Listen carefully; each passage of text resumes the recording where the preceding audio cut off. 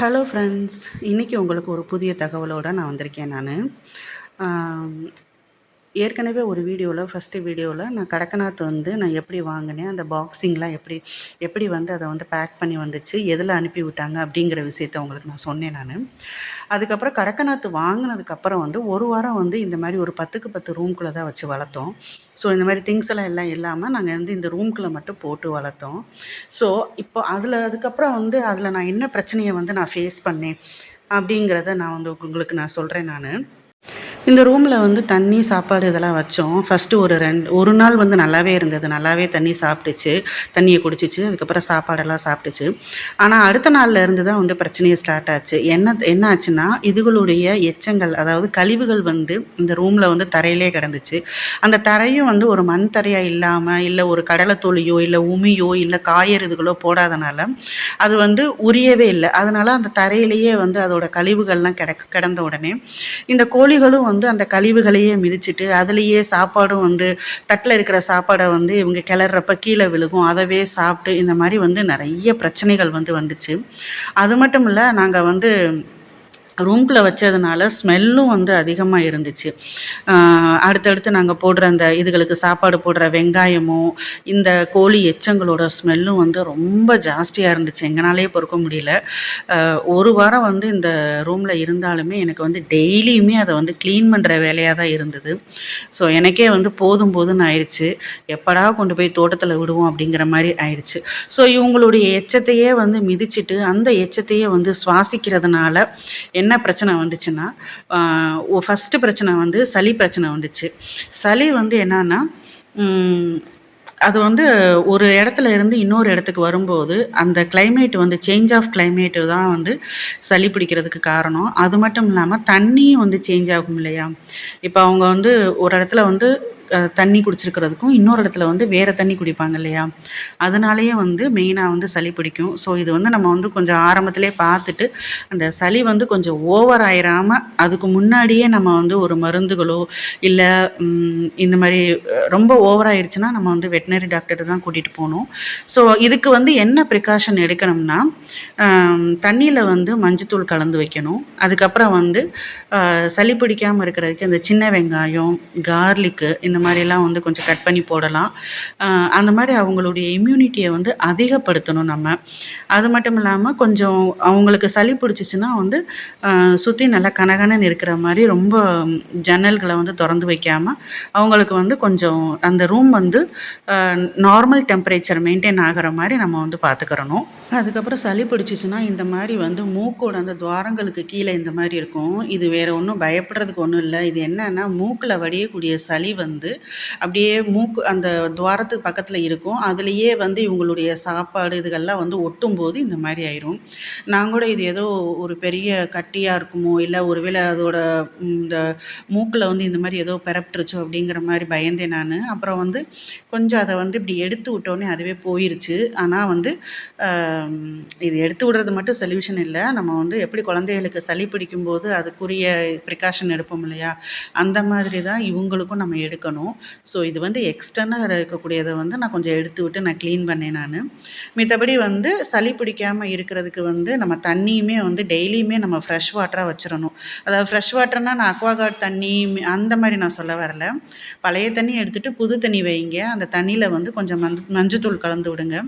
அதுக்கப்புறம் இவங்களுக்கு along with that அந்த வெங்காயம், பூண்டு இதுக்கு போடும்போதே இந்த துளசி, அப்புறம் கற்பூரவள்ளி இலை இதுகளையுமே கொஞ்சம் சேர்த்துக்கோங்க. இப்போ அடுத்ததாக நம்ம பார்க்க போகிறது பெரிய பிரச்சனை. இது என்னென்னா, அம்மை நோயின்னு சொல்லுவாங்க. ஈவந்தோ எங்களுக்கு அனுப்பின கோழி வேக்சினேஷன் போட்டு தான் அனுப்பியிருக்கோம் அப்படின்னு சொன்னாலுமே இப்போ இந்த கோழிக்கு அம்மை நோய் வந்துச்சு. அம்மை நோய்ங்கிறது என்னென்னா, இதோட வாயில் புண்ணு மாதிரி வருது. இது நம்ம ஆரம்பத்திலே பார்த்துட்டோம்னா இதுக்குரிய மருந்து கொடுத்து நம்ம சரி பண்ணியிருக்கலாம். எனக்கு அது தெரியாமல் போயிடுச்சு. இது ஏதோ ஒரு இது மாதிரி சரியாக போயிடும், தானாக சரியாக போயிடும் அப்படின்னு நினச்சிட்டு நான் விட்டுட்டேன் நான். ஆனால் இந்த கோழியை நான் ஆரம்பத்திலே பார்க்காதனால இந்த கோழி இறந்துருச்சு. இது எப்படி ஆயிடுச்சுன்னா, ஃபஸ்ட்டு ஸ்டார்டிங்கில் இந்த மாதிரி வந்துச்சு. அதாவது வாய்க்கிட்ட இந்த புண்ணு மாதிரி வந்துச்சு. அதுக்கப்புறம் என்ன ஆகும்னா, அப்போ கொஞ்சம் நல்லா ஆக்டிவாக தான் இருக்கும், போய் சாப்பிடும் சாப்பிடும், இது எல்லாமே பண்ணும். அப்புறம் நாள் ஆக ஆக என்னாகும்னா, இந்த புண்ணு வந்து கொஞ்சம் பெருசாயிட்டே போயிட்டு, இதுங்க நல்லா சாப்பிடவே முடியாது. அப்போ சோர்ந்து போயிருங்க. அப்போ என்னாகும்னா, எப்பவுமே அப்படியே நின்னுக்கிட்டே தான் இருக்கும். அப்புறம் நாள் ஆக ஆக என்ன பண்ணுவாங்கன்னா, சாப்பிடாம அதுக்கப்புறம் வந்து ரொம்ப ஒரு சோர்வாயிருவாங்க.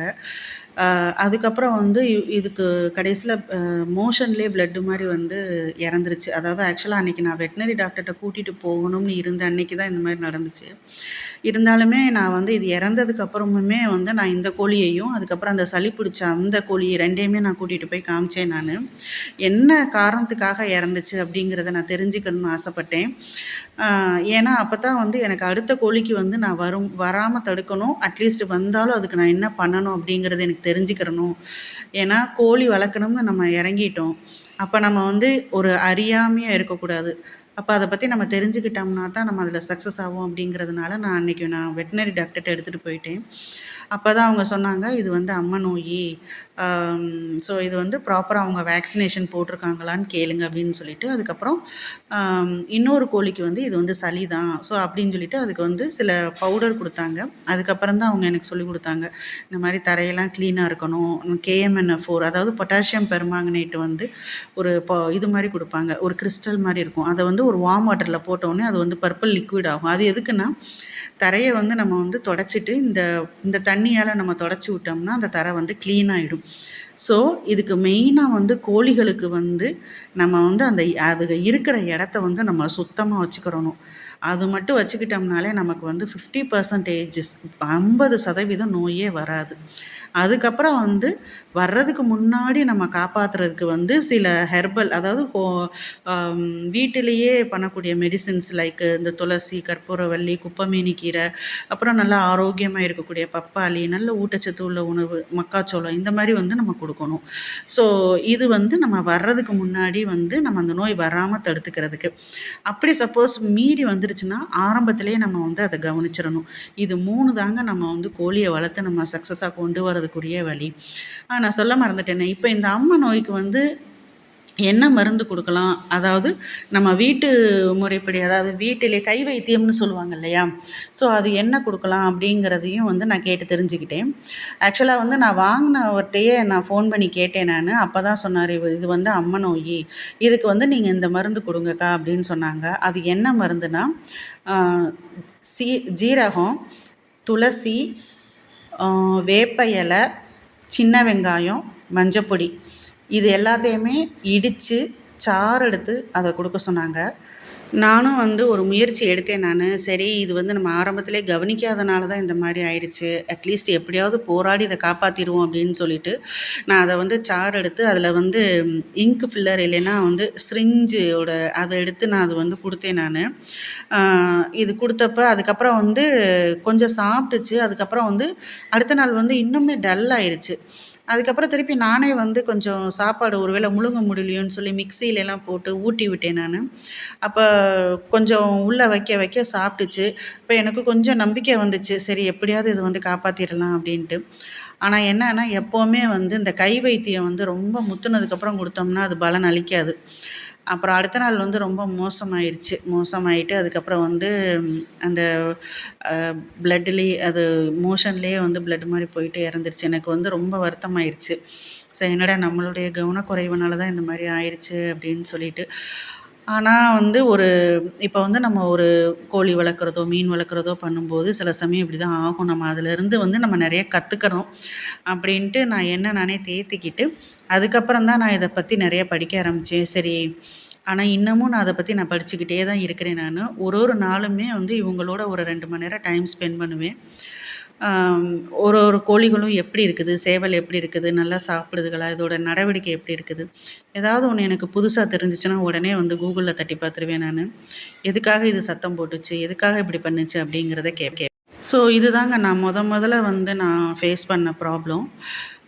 இதுக்கப்புறமுமே நான் வந்து நெறைய ப்ராப்ளம் ஃபேஸ் பண்ணேன் நானு. அதையும் உங்களுக்கு நான் ஒன் பை ஒன்னா நான் சொல்றேன் நானு.